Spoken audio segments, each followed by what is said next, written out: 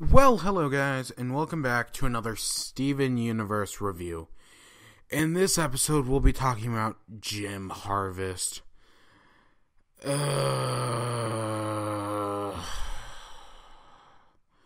Let's just get right into it.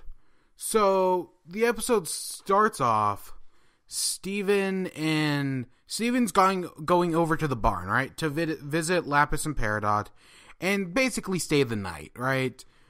We learn that while they're growing all these vegetables, right? Because they basically think vegetables because Peridot's like a kindergartner, so they think vegetables are going to come to life and do their bidding, right?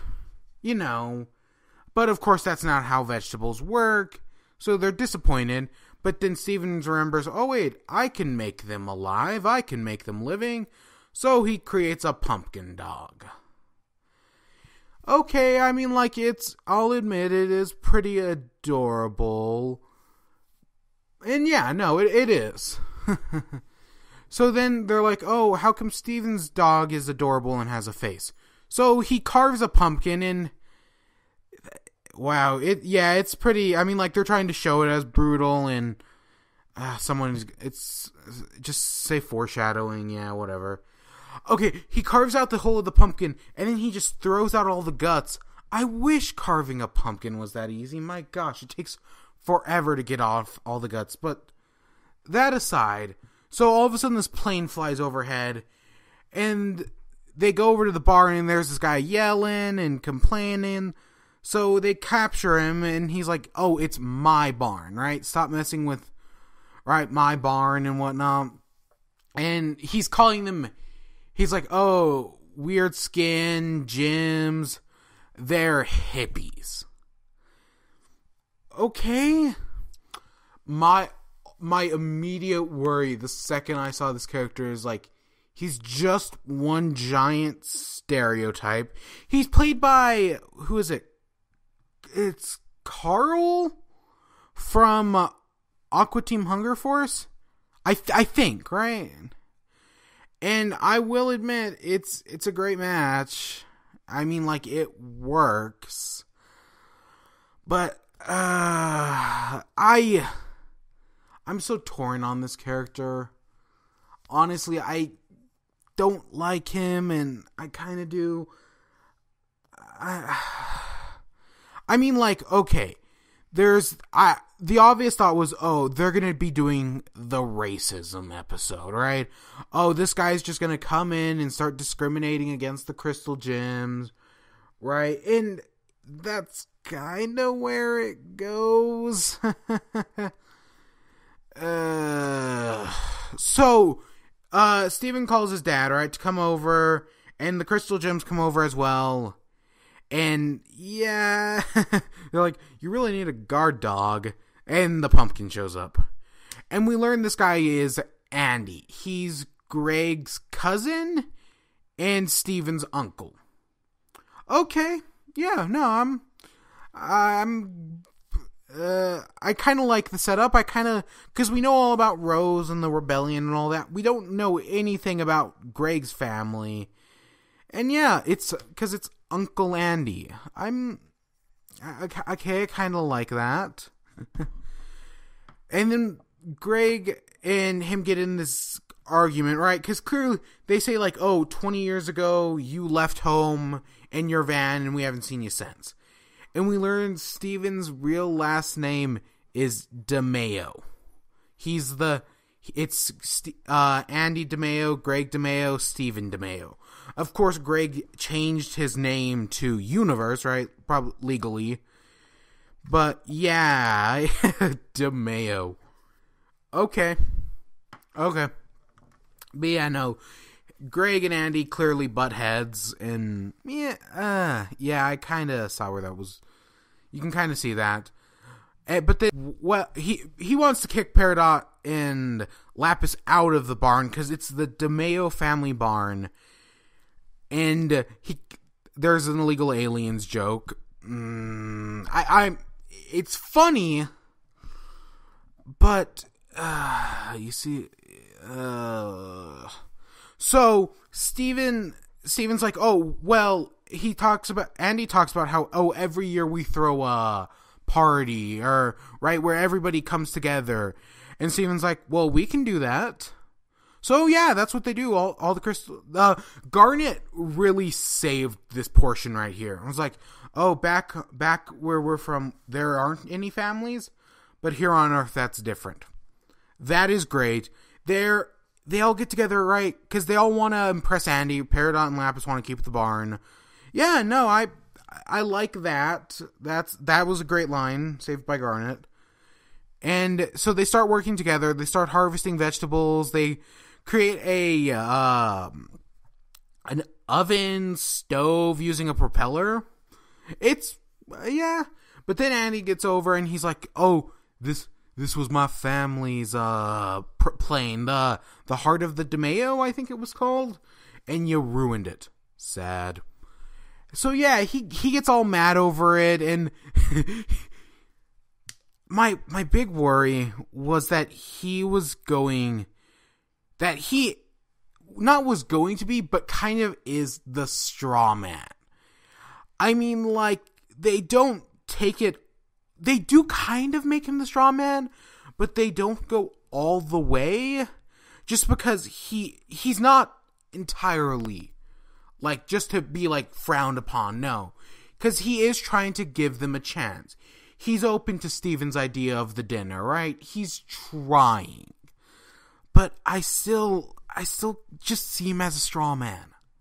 And, especially right here. And it's like, you were never even married? Yeah, it's, so it's, right, Steven's like, oh, the dinner's falling apart. We gotta turn this shit up to 11 out of a possible 5. And they try. Peridot and, all the gyms except for Amethyst, right, they all head out and they go to get supplies for their ultimate party. Meanwhile, Steven, Greg, and Amethyst all stay back, and the pumpkin dog's afraid of the knives. Yeah. But yeah, and they're cutting potatoes and carrots, and yeah, no, it's a good scene, because he's trying. It's nice, but still, I mean, I know it's like, well, I'm kind of mad. He's like, I'm kind of mad about the plane, but at least these old parts are getting used, right? And he's like, at least I've got a cute nephew. Yeah. So the Gyms come back and they're like, oh, Andy, you like marriage? Let's all get married to each other. But yeah, no, they bring home, like, oh, they do a baby shower and a funeral wake, something like that. Right? And it's just like, oh, let's do all these parties in one, right? Ultimate party. Yeah, but so they get around the table. It's nice. I mean, like, it was only at this point, near the probably 2/3 of the way into the episode, that I realized this was a Thanksgiving episode. It took me that long to realize that. But yeah, no, and Thanksgiving, we don't really see many Thanksgiving specials. So, yeah, I guess I'm down for this. Well, as I've shown, I'm clearly not, but but yeah, they all get around, they're all telling little, like, anecdotes, right? Oh, I'll invade the table for the corn, but after spending time on Earth, I realized how beautiful the corn is.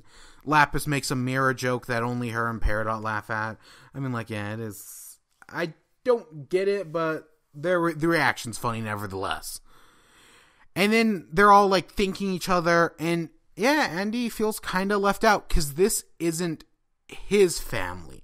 This is Steven's family, even though this is his family. So he leaves off, right? He heads out on his plane, gives Peridot and Lapis the barn, and Steven chases after him with the help of Lapis. They just throw him on the plane. Why didn't she just... There's clearly a backseat in the plane. Why didn't she just drop him in it? How fast can Lapis fly? I've always kind of wondered that. Because, I mean, like, She did cross from our galaxy to Homeworld galaxy. That's pretty far. And she did it in a presumably good amount of time. Who knows? But yeah, so Steven convinces Andy to go back because Andy has this whole thing about, oh, I can't lose you. You're my family. Right? Because everybody else left.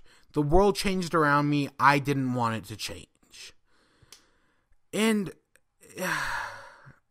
I mean, and so he heads back, right? And that's kind of where it ends off.